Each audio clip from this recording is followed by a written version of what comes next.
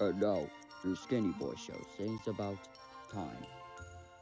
When you're traveling from Nantucket through Chicago to St. Paul, and you're standing in an airport and you look up on the wall, there's a clock for every city, and a different time for all, from Cindy through Hawaii to Mexico. If you ever wonder why that light is 5 o'clock in Los Angeles, at precisely the same moment it is 2 a.m. in Paris, when it's breakfast time in Tokyo, having lunch in the Lisbon, and it's dinner time at 5 o'clock in Dhabi.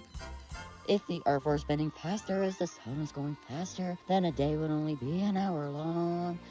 And school, when they begin it, would only last a minute before everybody has to run along. All right.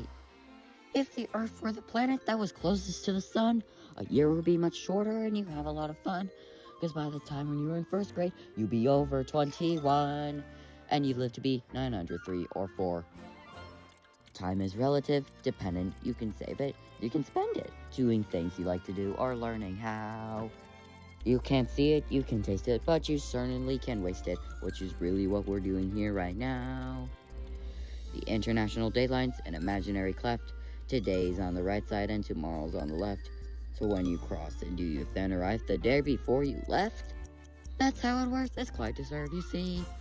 So if you were born in China, well, I'm born in Carolina, well, then you're a day ahead of me, you see. So the way I've gotten reckoned, if we're born in the same second, then why should you be a day older than me?